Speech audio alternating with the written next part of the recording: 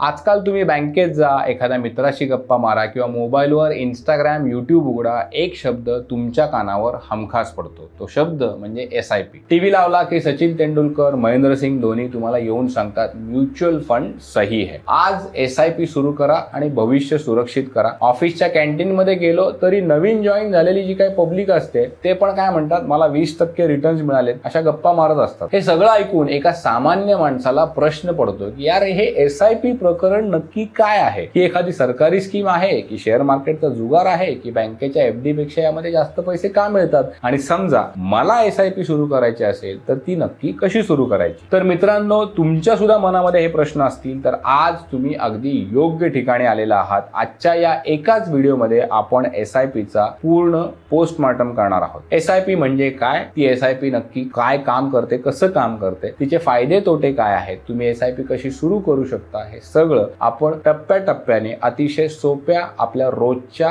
तुम्हाला समजेल अशा भाषेमध्ये समजून घेणार आहोत. हा व्हिडिओ पाहिल्यानंतर तुमच्या मनामध्ये SIP बद्दल एकही शंका होणार नाही याची खात्री मी तुम्हाला देतो. त्यामुळे हा व्हिडिओ तुम्ही स्किप न करता शेवटपर्यंत पहा. अशाच माहितीसाठी पैसा पाणीला सबस्क्राईब करा. आता सगळ्यात आधी समजून घेऊयात की अचानक भारतामध्ये SIP ची एवढी चर्चा का होती. तुम्हाला एक आकडा सांगतो जो ऐकून तुम्ही थक्क होणार आहात. म्युच्युअल फंड इंडस्ट्रीचं नियमन करणारी एक संस्था आहे भारतामध्ये, AMFI किंवा AMFI त्याला म्हणतात. त्यांची एक ताजी आकडेवारी आहे. भारताला दर महिन्याला लोक SIP च्या माध्यमातून तब्बल 31,000 कोटी रुपयांची रक्कम जी आहे ती गुंतवत आहेत. हा आकडा आपल्याला असं दाखवून देतो की सामान्य भारतीय माणूस आपल्या पैशांबाबत, आपल्या गुंतवणुकीबाबत किती जागरूक झालेला आहे. त्यामागे दोन मोठी कारणं आहेत. पहिली गोष्ट आहे ती म्हणजे वाढत चालणारी महागाई. दुसरं आहे आपण बँकेत पैसे ठेवतो, त्यावर बँक आपल्याला 6 ते 7% व्याज देते. महागाई बाजारामध्ये 6 ते 7%नीच वाढत असते. म्हणजे बँकेमध्ये ठेवलेला पैसा जो असतो तो फक्त सुरक्षित राहतो. खऱ्या अर्थाने तो वाढतो का? नाही, कारण त्यावरचा इंटरेस्ट जे आहे त्याच प्रमाणाने महागाई वाढते. मग महागाईला आपल्याला हरवायचं आहे. मग काय करायचं की आपल्याला रिटर्न्स महागाईच्या दरापेक्षा जास्त पाहिजेत, 12-15% रिटर्न देणारे हवेत. दुसरी गोष्ट म्हणजे शेअर मार्केटची भीती. आपल्या अर्थव्यवस्थेसोबत शेअर मार्केट देखील वाढत आहे, पण थेट शेअर्स खरेदी विक्री करायला अजूनही सामान्य माणूस घाबरतो. त्याला काय वाटतं, आपले पैसे बुडतील. इथेच SIP आणि म्युच्युअल फंड मदतीला येतात. कारण तुमचे पैसे तुम्ही स्वतः लावत नाही, तर एक हुशार फंड मॅनेजरकडे तुम्ही ते पैसे देता.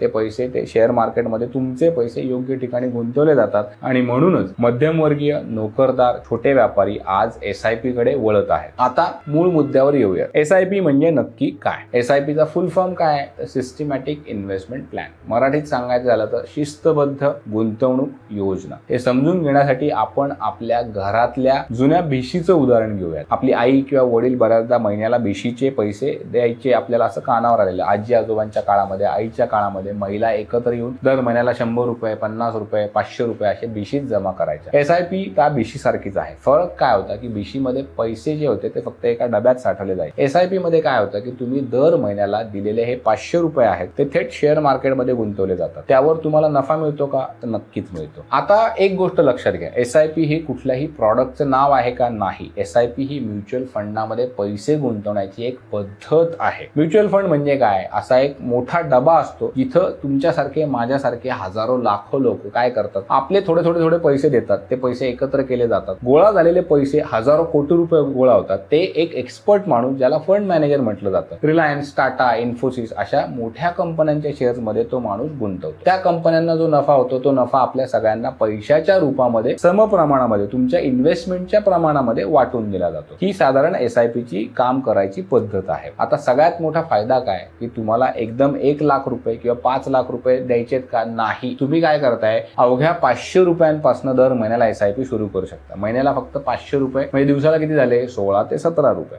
एक कटिंग चहा आणि बिस्किटाचा खर्च जो आहे तो तुम्ही रोज फक्त बाजूला काढायचा. एवढ्याशा रकमेतनं तुम्ही सुरुवात करू शकता आणि भविष्यामध्ये मोठी संपत्ती निर्माण करू शकता. SIP आता काम कशी करते, तर ही जी जादू तुम्हाला दिसतेय त्या जादूचे 2 नियम आहेत. ते कसे ते बघूया. दर महिन्याला थोडे थोडे पैसे तुम्हाला बाजूला टाकायचे आणि मग माणूस करोडपती कसा होणार हो? तर मित्रांनो, यामागे अत्यंत ताकदवान असे 2 आर्थिक नियम जे आहेत ते काम करतात. 2 नियम तुम्हाला जर समजले तर तुम्हाला SIP चं गणित पूर्णपणे समजलं. पहिला नियम जर बघितला तर रुपी कॉस्ट ॲव्हरेजिंग असं त्याला म्हटलं जातं इंग्लिशमध्ये. आता SIP समजण्यासाठी आधी तुम्हाला NAV म्हणजे काय हे समजलं पाहिजे. शेअर मार्केटमध्ये एका कंपनीचा शेअर असतो त्याची ठराविक किंमत असेल व्हॉटेवर, 50 रुपये, 100 रुपये, 1000 रुपये. म्युच्युअल फंडामध्ये युनिट्स असतात, त्याची किंमत असते, त्याला NAV म्हटलं जातं. समजा तुम्ही दर महिन्याला 1000 रुपयांची SIP सुरू केली. पहिल्या महिन्यामध्ये मार्केट चांगलं तेजीमध्ये आहे, फंडाची NAV 100 रुपये आहे, म्हणजे तुमच्या 1000 रुपयामध्ये तुम्हाला 10 युनिट्स विकत घेता येणार आहेत, ते मिळतील. पुढच्या महिन्यामध्ये काय होतं की काहीतरी शेअर मार्केटमध्ये थोडंसं वाईट बातमी येते, मार्केट थोडंसं क्रॅश होतं, त्या फंडाची NAV घसरून 50 रुपयांवर येते. आता गंमत बघा, तुम्ही 1000 रुपयांची SIP करणार आहात दुसऱ्या महिन्यामध्ये, पण 50 रुपये NAV झाल्यामुळे तुम्हाला आता 20 युनिट्स मिळणार आहे. म्हणजे मार्केट जेव्हा पडतंय तेव्हा तुम्ही स्वस्तात जास्त माल विकत घेताय, मार्केट जेव्हा वर जातं तेव्हा महागात कमी माल विकत घेताय. म्हणजे तुम्ही याला रुपी कॉस्ट ॲव्हरेजिंग करताय. मार्केट पडल्यावर तुम्हाला घाबरायची गरज आहे का? इथे नाही, कारण तेव्हा तुम्ही स्वस्तामध्ये जास्त माल खरेदी करताय. दुसरा जो नियम आहे तो म्हणजे चक्रवाढ व्याजाचा चमत्कार. अल्बर्ट आइन्स्टाईन यांनी कंपाऊंडिंगला जगातील 8वं आश्चर्य म्हटलेलं होतं. कंपाऊंडिंग म्हणजे व्याजावर मिळणारं व्याज. जेव्हा तुम्ही SIP करता तेव्हा काय करता की पहिल्या वर्षी तुम्हाला तुमच्या मुद्दलावर नफा मिळतो, बरोबर. पुढच्या वर्षी तो नफा तुमच्या मुद्दलामध्ये ऍड केला जातो, तुम्हाला त्या पूर्ण रकमेवर पुन्हा नफा मिळतो. ही सायकल 15-20 वर्षे अशीच फिरत राहते, बरोबर. म्हणजे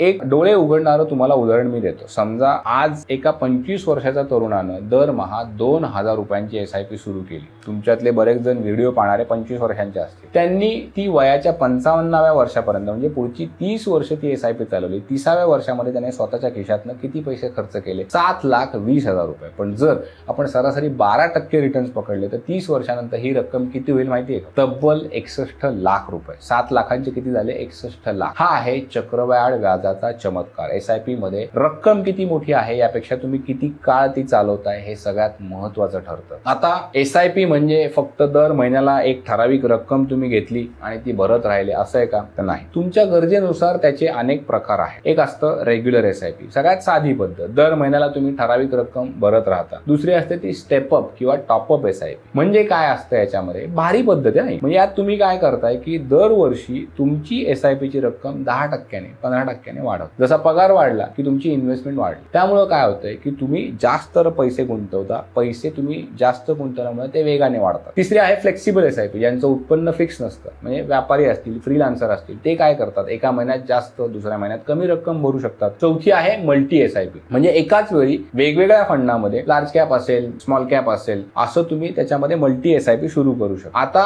SIP सुरू कशी करावी हा एक प्रश्न उपस्थित राहतो, जो तुम्हाला त्याचे नक्की फायदे काय आहेत ते तर समजले. SIP सुरू कशी करायची ते पण सांगतो. पूर्वी याच्यासाठी काय होतं की भरपूर कागदपत्र लागायची, एजंट असायचे, त्यांच्याबरोबर मीटिंग करायला लागायची, फेऱ्या मारायला लागायच्या. आता हे काम फक्त 5 मिनिटात. तुम्हाला सगळ्यात आधी मोबाईलवर KYC पूर्ण करायची, पॅन कार्ड, आधार कार्ड, बँक अकाउंट जोडून ऑनलाईन KYC पूर्ण करायची. याला 1-2-3 मिनिटं पुरून जातात. दुसरं आहे ते म्हणजे तुम्हाला ऍप निवडायचं. ग्रो आहे, झिरोदाचं कॉइन आहे, अपस्टॉक्स आहे. थेट म्युच्युअल फंडाच्या कंपनीच्या वेबसाईटवर सुद्धा तुम्ही खातं उघडू शकता. तिसरं आहे ते म्हणजे फंड निवडायचं. तुमचं वय 30च्या आत असेल आणि 15 वर्षांसाठी पैसे लावायचे असतील तर निफ्टी 50 सारख्या इंडेक्स फंडामध्ये तुम्ही पैसे लावू शकता किंवा फ्लेक्सी कॅप फंडामध्ये तुम्ही SIP सुरू करू शकता. टॅक्स तुम्हाला वाचवायचा असेल तर ELSS फंड आहेत. मग चौथं जे आहे ते डायरेक्ट प्लॅन, म्हणजे SIP नेहमी डायरेक्ट प्लॅन मध्ये करावी, रेग्युलर प्लॅन मध्ये ती करू नये. रेग्युलर प्लॅन मध्ये काय होतं की एजंटला थोडंसं कमिशन जातं, त्यामुळे लॉंग टर्म मध्ये तुमचं लाखोंचं नुकसान होऊ शकतं. 5वं जे आहे ते म्हणजे ऑटो डेबिट सेट करा. बँकेमध्ये एक मॅन्डेट तुम्ही सेट करा, म्हणजे दर महिन्याला तुम्ही काय 5,000 असेल किंवा 10,000 रुपये तुम्ही ठरवलेल्या तारखेला 2 तारीख, 3 तारीख, 5 तारीख पगार झाल्यावर लगेच तुमच्या अकाउंटमधनं ते पैसे आपोआप कट होऊन जातील. इन्व्हेस्टमेंट होईल, तुम्हाला स्वतःचं वेगळं काही करायला लागणार नाही. एवढं सोपं आहे. आता मित्रांनो, तुम्ही म्हणाल की चांगल्या गोष्टी सांगितल्या की भावा, पण आता डार्क साईड पण काहीतरी असेल तर सांगणार ना. SIP ला काही मर्यादा आहेत का? आहे. लोक इथे चुका करतात का? हो, करतात. त्या डार्क साईडचा एक डिटेल व्हिडिओ पैसा पाण्यावर आहे, तो पाहिल्याशिवाय SIP मध्ये अजिबात गुंतवणूक करू नका. कारण आपल्याला गुंतवणूक करताना पॉझिटिव्ह निगेटिव्ह दोन्ही गोष्टींचा विचार केला पाहिजे. आणखी एक प्रश्न पडतो की बाबा मला पैसे टाकायचे, पण मी पैसे SIP टाकू की FD मध्ये टाकू की सोन्यामध्ये टाकू? तर बाबा SIP विरुद्ध FD असा एक आपण फॅक्टर बघूया. FD सुरक्षित आहे का? आहे. पण महागाईला हरवू शकते का? नाही. SIP मध्ये रिस्क आहे का? आहे. पण तिथे तुम्हाला रिटर्न किती मिळतात? 12 ते 15%. म्हणजे संपत्ती वाढते का? तर वाढते. त्यानंतर येतं SIP विरुद्ध सोनं. आता सोन्यात गुंतवणूक करावी करावी का? तर करावी, निश्चित करावी. चांगली सवय आहे का? येस, चांगली सवय आहे. पण घरात ठेवलं सोनं, फिजिकल गोल्ड, तर चोरीचा धोका आहे का? आहे. मेकिंग चार्जेस आहेत का? आहे. त्यापेक्षा गोल्ड म्युच्युअल फंडामध्ये SIP सुरू करा, ते जास्त फायदेशीर ठरतं. सोन्यातही जात आहेत आणि डिजिटल आहे, त्यामुळे चोरीचा, फिजिकल, तुमचा मेकिंग चार्जेस याचा काही संबंध नाही. SIP विरुद्ध रिअल इस्टेट बघूया. जमीन किंवा घर घ्यायला 50 लाख ते 1 कोटी रुपये लागतात. SIP तुम्ही 500 रुपयापासून सुरू करू शकता. जेव्हा पैशाची गरज असेल तेव्हा 4 दिवसामध्ये पैसे तुमच्या खात्यात काढून घेऊ शकता. त्याला तुम्ही लिक्विडिटीचा, ईज ऑफ लिक्विडिटी असं त्याला म्हटलं जातं. ते पैसे तुम्ही घर घेण्यासाठी वापरू शकता. आज तुम्ही सुरुवात केली तर याचा तुम्हाला फायदा निश्चित मिळेल. तर